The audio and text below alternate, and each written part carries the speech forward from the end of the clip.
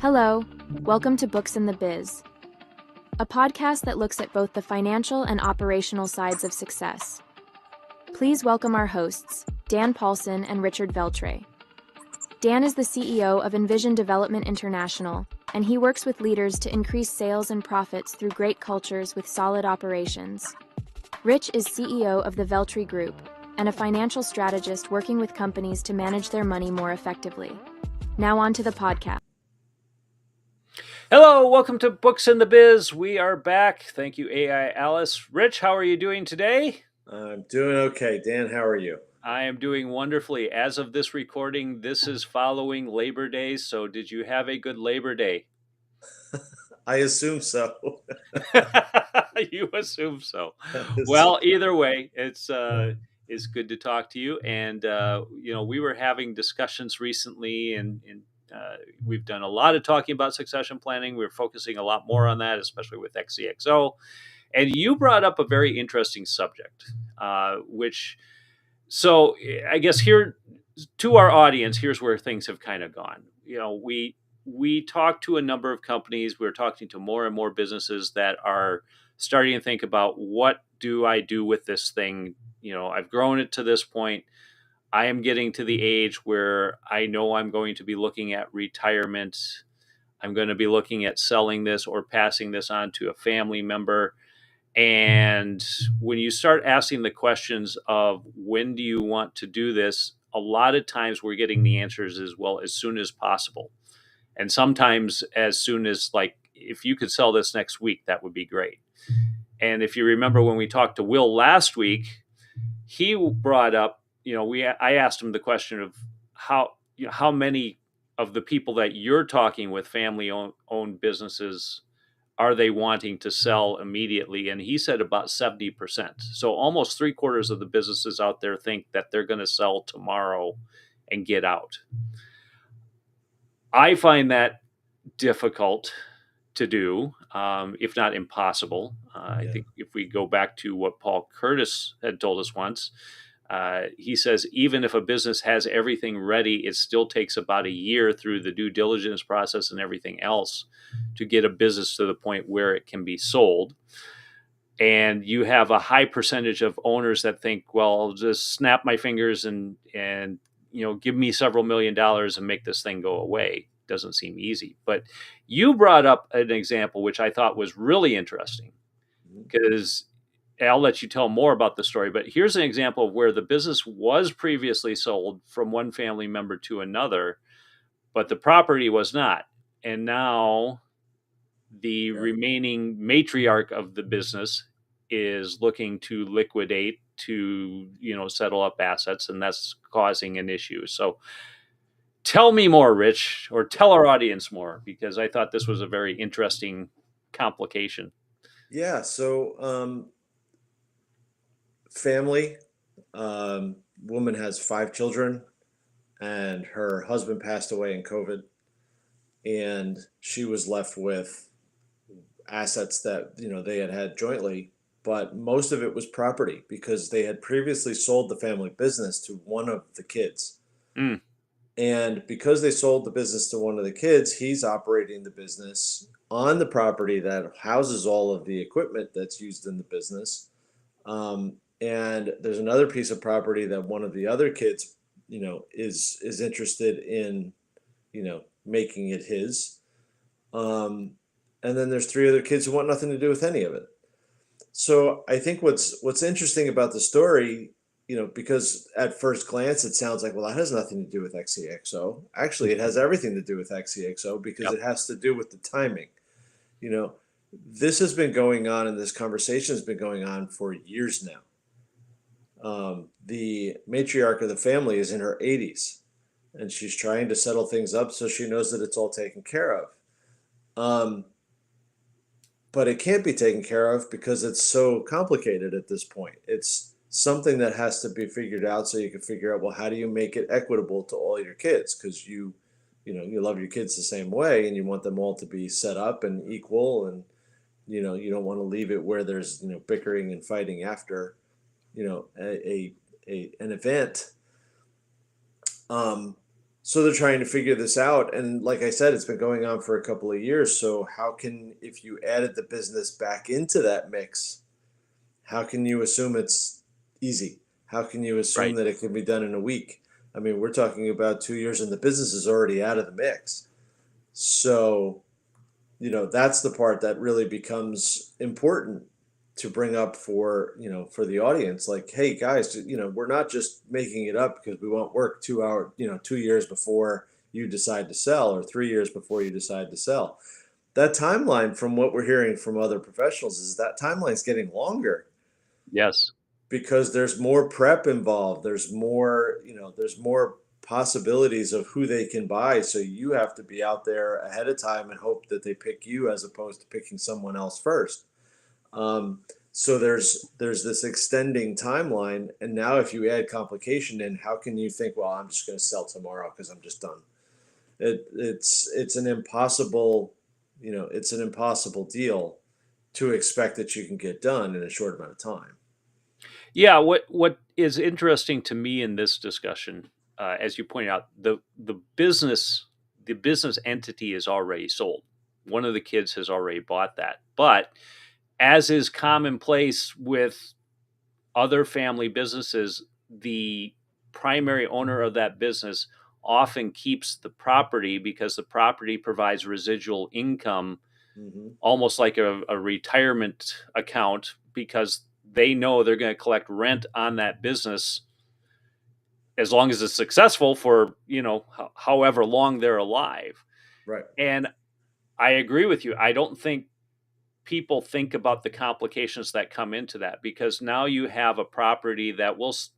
I have no clue, because this is something you're probably more familiar with, but I'm going to guess the property is worth several $1,000,000, because it sounds like it was a fairly decent sized company and they had a fair amount of equipment. And if you were to sell that property and redevelop it, it's probably going to be worth some significant money. Right now, it's worth more to the person who owns the business because he's housing all his equipment there. Right. And if that property is sold to somebody else, then obviously that creates all sorts of problems for him. So you can quickly start seeing where this one thing compounds on the next and the next and the next. And then you have family members of various interests involved in this, some directly involved and very interested in what happens to that outcome, to others that are just like, I'll worry about it when mom dies and whatever I get for my part of the retirement that's left over. And dealing with that broad swath of people, if you haven't done proper planning and handled that, Hmm. I can see where that just turns into a mess. And as you pointed out, uh, she's trying to do it to end it or prevent any family bickering after she's gone. And you and I have probably both been in or experienced situations where it seems like all the I's were dotted and T's were crossed, and then the last person passes away, and now it's nothing but fighting amongst the Yeah. siblings about what's going to come of this. Absolutely. And I can understand why she wants to have that all buttoned up, but Yep. some things you just, even if, no matter how well you button it up, some of these things just still wind up being, Yep. some kind of bickering session. Um, but I can only hope, the way that this is going, I can only hope that it's, resulting in what she wants. Um, because once it's over, it's over. I mean, I don't want it to be something, especially for her. I've known her for years, Mm-hmm. so I don't want anything bad to be, going on for her before or after, or at all, you know. Um, but sometimes I just kind of tell her, you know, you can't control everything, Right. you So know. what are you're involved in this situation, and obviously is fluid. Nothing's been resolved yet, so I'm Mhm. keeping that in mind as we're discussing this. At the same time, though, you're looking at from a financial perspective. What are some of the things that you are maybe advising her on, or at least at a high level, as these discussions are happening, even working with the family? What sort of recommendations do you tend to make on stuff like this? I mean, for me, it comes down to, if I take the emotion out of it, Right. then it really becomes just, hey, well, the fair market value of the properties and the fair market value of the other assets left, and you can, split it 5 ways, and that's the number that you're trying to get for each of your, children. Yep. So it doesn't become all that difficult. If one of the kids is interested in a piece of property and it would have been sold anyway, as long as that child is taking that over at that fair market value, what's the difference if you sold it to him or you sold it to her or you sold it to an outside party? So it really comes down to, I have this many assets and this is the 5 children, just so everything divided by 5, what's the number? Yep. And you start there. I mean, somebody else can just bicker just because they want to bicker. As long as it's fair and you see that it's fair. I mean, look, numbers don't lie. Right.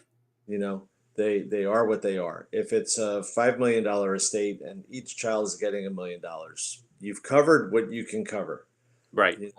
If they want to cry sour grapes later on, there's not a whole lot you can do about that. They're going to do it whether you give them, the full amount. You give them extra, guess what? They're still going to cry sour grapes. There Um, are always those siblings that do that, right? yes, a hundred Yep. percent. So I mean, that's the big piece. You give what you can give, and after that, you just kind of leave it up to, hey, at some point you have to work it out. Yeah. Um, Yeah. I mean, from my perspective, and again, I'm the outside guy. We just talked about this, so I don't have all the details you do. But looking at it from an operation side of things, the first thing I would say is, well, why wasn't this worked out at the time of the sale of the business? Because even though you kept the property, you sold the business, there's going to be an issue there no matter what. Because if that son or daughter, whoever bought the business, turns around and sells the business again, or something happens to them, which leads to a different succession planning event that's, like 3 steps removed now, you still have the issue with the property, because whoever's coming in to take that business over is going to run into the same boat where they don't own the property, but they have all this equipment. And if something were to change suddenly, now they have an issue. So to me, that should have been figured out at the same time the sale of the business happened, so that there was some understanding of what would happen. Now, to your point, fair market value on that property. From an operations side, the recommendations typically I would look at making, and I will say I am not a tax advisor, I am not a lawyer, I am not a wealth advisor, but here's some of the recommendations I would make to the family to look into, and again, reach out to those professionals for more details to cover it. But from the fair market value, typically what I'll say, if there's a dispute amongst the family members on what that value is, you get 3 valuations, you pick the middle one. mm-hmm. And then I would say the business owner has first right of refusal, because they have vested interest in the property. So you pick, again, that middle value. That business owner has first right of refusal. If they choose to purchase the property, they would purchase it at that fair market value, less their 20% share in the overall, inheritance, I'll say. So Okay. that leaves the other 4 siblings whole. Basically, you've determined fair market value. You've paid those other siblings out.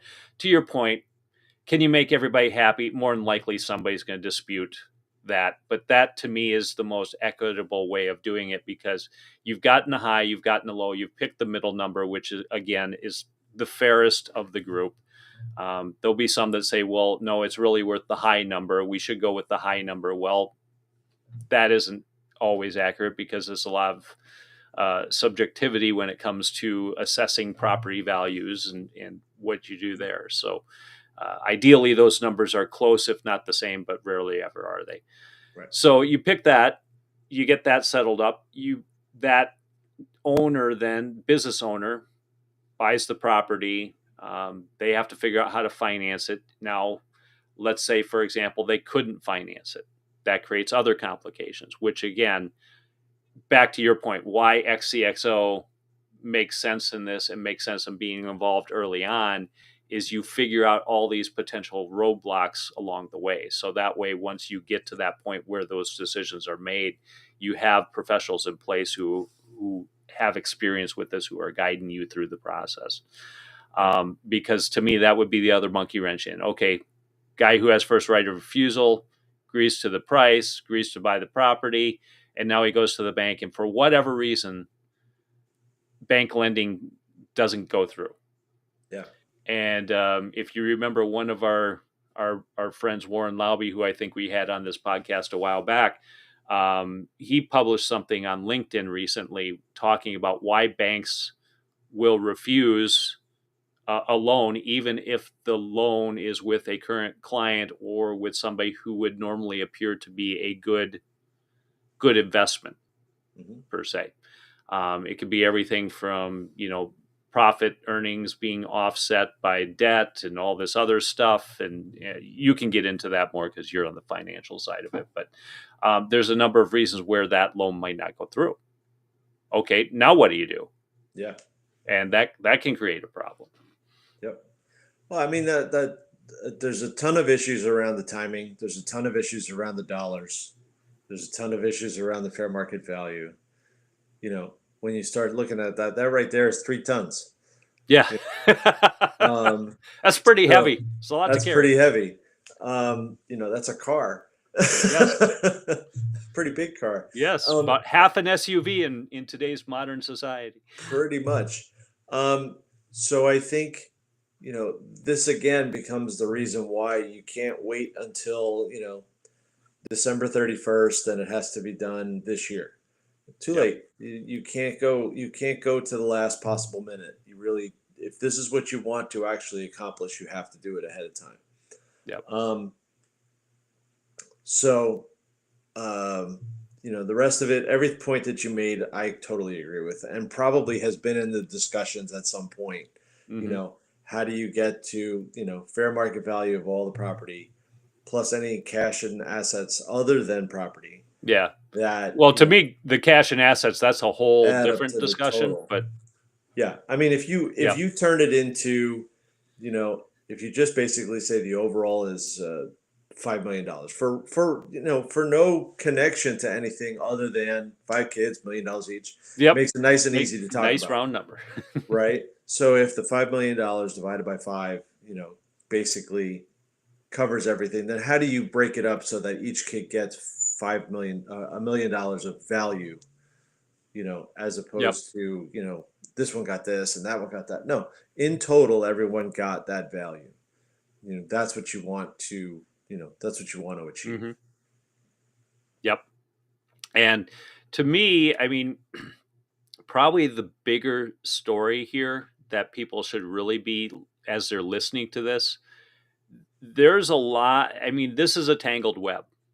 Mm-hmm. And it's not a tangled web in a bad or nefarious way. It is just, here's an example of something that I would say a business owner could normally experience.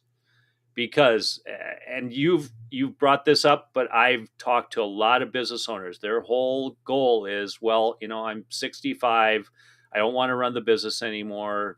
We'll use a family member at this point as an example. I have a family member, a son, daughter, cousin, niece, nephew, whoever, that wants to buy the business. I will sell the business, but I want continuous income because that's going to help fund my retirement. So I have this asset. I have this property that the business is on. When I sell the business, I'm going to structure it in a way that the business cannot move. It's got to stay on that property, and it's going to continue paying me rent for as long as I'm alive. Mm-hmm. And that's usually as far as the conversation goes. Yeah. So now you have taken it a step further and said, well, now we've reached that point past where the owner of the property wants to keep the property more. Now what do you do with it? So nothing negative or nothing trying to deceive anybody, but here's the mess that it creates. And, you're in a rare situation where there's 5 siblings. I mean, I'm trying to think of how many families in the last 40 years have more than 2 kids, if they have any kids at all. So it gets a little bit simpler there. But once you have that many different tentacles reaching out and that many people impacted, and yes, family members will say, I don't care, do whatever you need to do. That always works until that family member passes away or until a decision's made. And then it's like, well, I feel like I got cheated on something. So having those legal structures in place early on can be very helpful. But that to me is what families, business owners need to realize, is that for as simple as you think this process is, it's not simple at all. And without continuous planning, and then without planning starting years in advance of your idea of when you're looking to get out, is the real issue that I think most business owners miss when they're in that discussion phase. I agree. So, what will we recommend people do, Rich? As we're wrapping up, I'm going to throw the question back at you, since you agree. Totally fine. Totally fine. My suggestion is that everyone take a look at your timeline and be realistic about it. Don't think that on a weekend, it's Labor Day weekend and I want to be out of business by Labor Day. Totally unrealistic. Okay. You need a runway, at least a few years of how do you get your number set if you're selling a business? How do you get your number set if you're looking at an estate plan, as we're talking about here, a transition of wealth plan, whatever you want to call it? You got to give yourself some time and have the realistic conversation. So turn it into, this is what I need to have accomplished so that I have peace of mind and I don't have to deal with it anymore.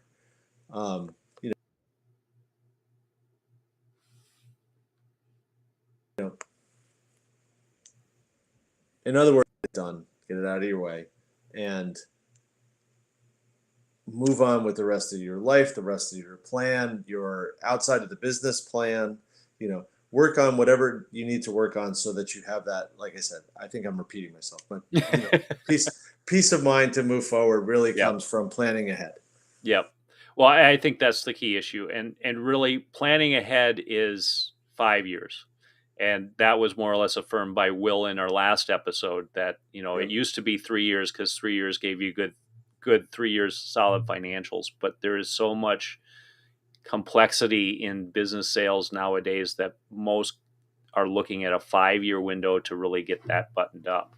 And again, from the operations side, not just talking about the monetary or the, how are these assets going to break down in the inheritance side of things. There's a lot that goes on in your company that isn't documented, that isn't realized, that is controlled by you, controlled by other people, that without that being set is going to create even more complication when you do come to that point where you say, okay, now's the time. Now I need to get out. And if that stuff's not documented, it's going to affect the cost of the business. If that stuff's not addressed, it's going to create more complications for the person who does want to buy the business, because they're going to be concerned about what do they have to build or rebuild after you leave. So that to me is really good discussion. And I hope more business owners start having that talk, because that's going to be very important. Rich, thanks again. Appreciate having you on here now that the kids are back at school and we're back to work. We've got a bunch more subjects related to this that we're going to be talking about in the coming weeks. We have a couple more guests we're going to have on to interview to dig into these topics further, but appreciate having you on. Thanks again. All right. Talk to you soon. All right. Take care. Want to boost your sales and profits, but need the talent to help you grow? XCXO is a one-of-a-kind platform to find skilled fractional executives to help develop your team into a high-performance powerhouse. Fractional leadership is a great choice when you consider the average executive-level candidate can cost you hundreds of thousands of dollars in salaries, benefits, and incentives. XCXO finds you the executive and utilizes their talents to build your team's experience, all for a fraction of the cost of a full-time C-suite leader. Contact XCXO today to fill the gaps in your leadership team. Visit xcxo.net to learn more.